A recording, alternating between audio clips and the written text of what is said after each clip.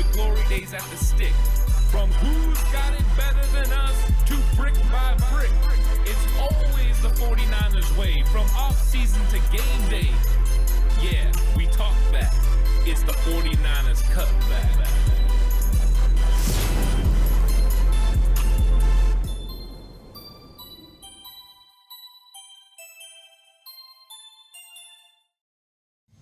It's 49ers Cutback Podcast time. Welcome to the show.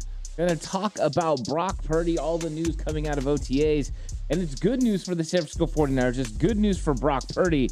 And it's good news for what could potentially be one heck of a quarterback battle during training camp. Thanks, everyone, for coming by. Really appreciate it. And lots of news coming out of Santa Clara. We're going to hear from Brock Purdy in this one. We're going to hear from Kyle Shanahan and all the things that they were saying about Brock Purdy potentially getting close.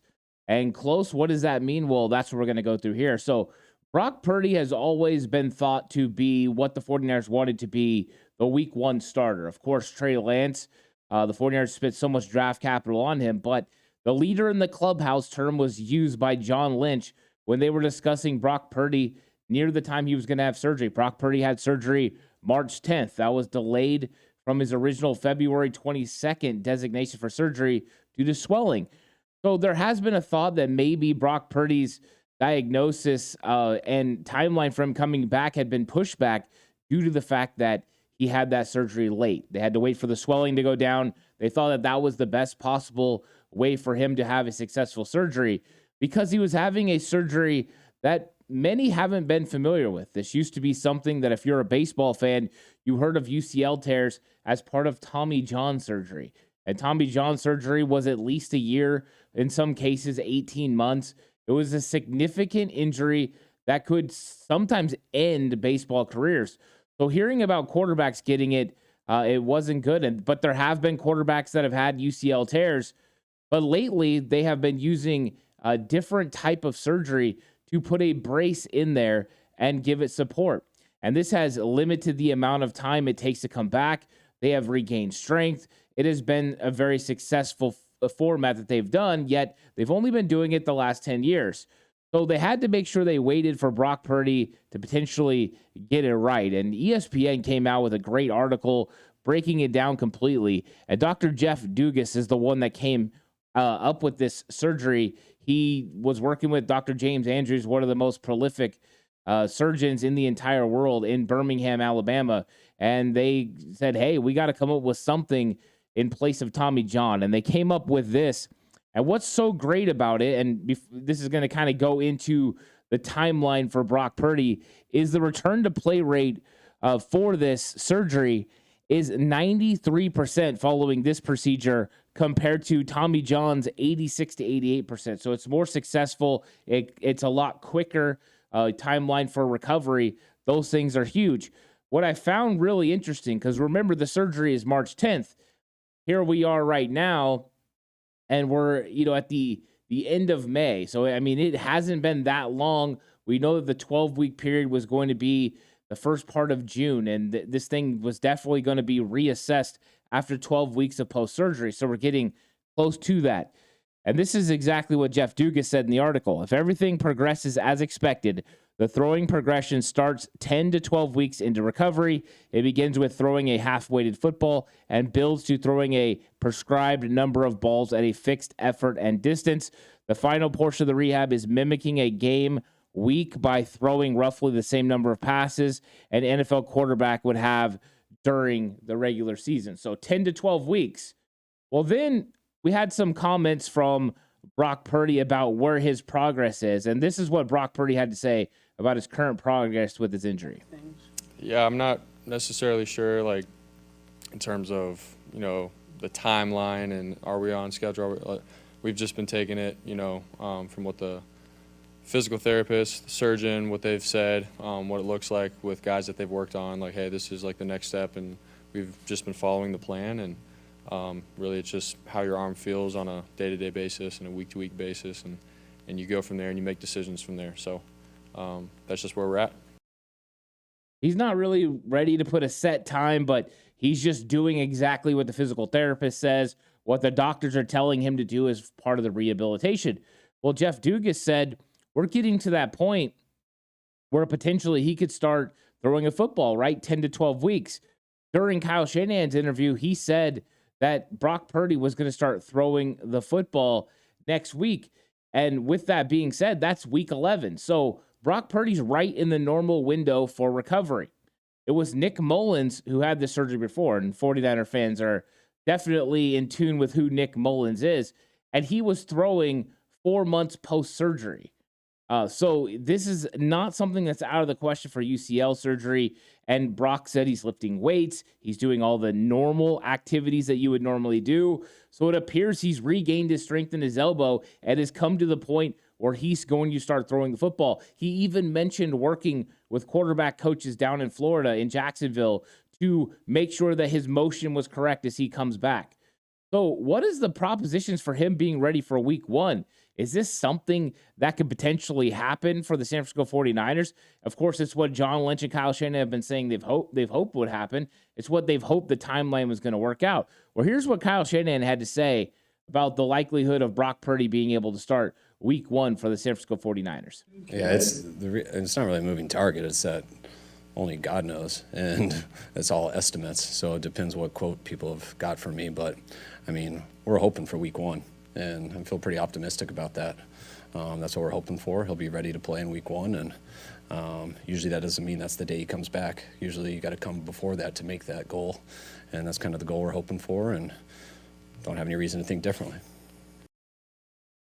So Kyle won't say for sure that Brock is going to be back for training camp, but you can definitely tell by the way he's going about it that is somewhat the expectation. He's not going to put that out there. We heard Brock earlier saying he doesn't want to put a timeline on it.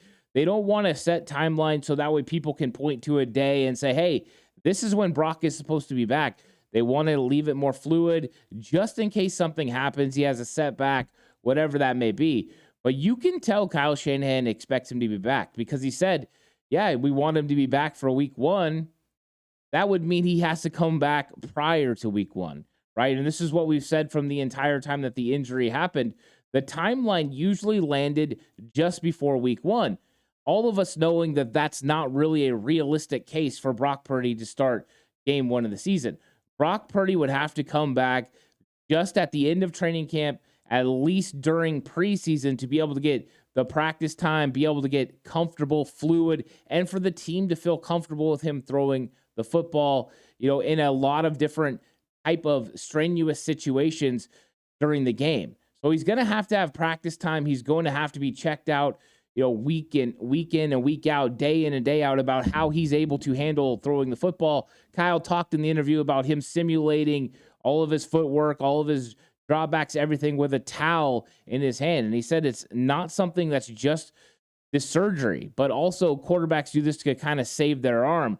We can all remember the Trey Lance, dealing with the shoulder fatigue, which, Trey said is a real thing. But, I mean, Trey threw for 18 months straight, basically, and came up with it. So we're getting to a realistic timeline now where Brock Purdy could be available during training camp. And if that is the case, we're going to have a realistic quarterback competition. Now, most believe that when we were coming in, it was going to be Trey Lance versus Sam Darnold, and that whoever won was probably going to start the first 4 games of the season, as Brock would be on the PUP list.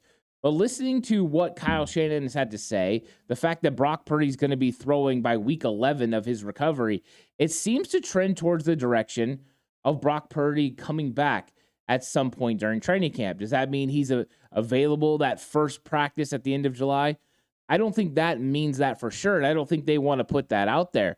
What I think it does mean is he's got a realistic shot to come in and compete with Trey Lance and with Sam Darnold.